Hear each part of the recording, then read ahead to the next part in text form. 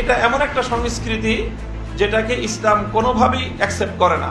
সেখানে নয়, সারা বাংলা মূর্তি মুক্ত করবে ইনশাআল্লাহ। জঙ্গি টাইপের কথা বলছেন, এটা আলেগুলো আমাদের ভাষা হতে পারে না। ভাস্কর্য নিয়ে যখন দেশে ব্যাপক আলোচনা সমালোচনা চলছে, আওয়ামী লীগ বলছে যে কোনো মূল্যে বঙ্গবন্ধুর ভাস্কর্য নির্মাণ করা হবে, আর ইসলামী দলের নেতারা বলছেন তা হতে দেয়া হবে না। এমন বাস্তবতায় দাঁড়িয়ে অবশেষে মুখ খুললেন ঢাকা বিশ্ববিদ্যালয়ের আইন বিভাগের অধ্যাপক ডক্টর আসিফ নজরুল। এ সময় দেশের আলেম সমাজকে কিছু মানুষ যে ভাষায় আক্রমণ করছেন তা অত্যন্ত দুঃখজনক বলে উল্লেখ করেন আসিফ নজরুল। সেই সাথে সবাইকে উস্কানিমূলক বক্তব্য দেয়া থেকে বিরত থাকারও আহ্বান জানান।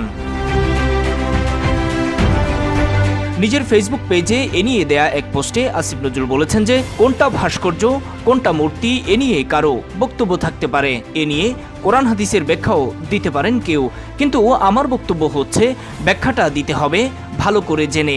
অতি সামান্য কিছু পড়ে বা তার থেকে শুনে মনমতো ব্যাখ্যা দেওয়ার বিষয় এটি নয়। এ নিয়ে কথা বলতে গিয়ে দেশের আলেম সমাজকে কিছু মানুষ যে ভাষায় আক্রমণ করছেন তা অত্যন্ত দুঃখজনক, এর নিন্দা জানান তিনি। আসিফ নজরুল বলছেন, আমাদের কথা বলতে হবে কারো বক্তব্য নিয়ে।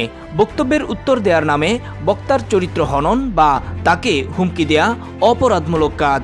রাজনৈতিক মহল, নাগরিক সমাজ, আলেম সমাজ সবার উচিত উস্কানিমূলক বক্তব্য পরিহারে সচেতন থাকা। সব সময়ই তিনি সমসাময়িক বিষয় নিয়ে বক্তব্য দিয়ে থাকেন, তুলে ধরেন নিজের অবস্থান।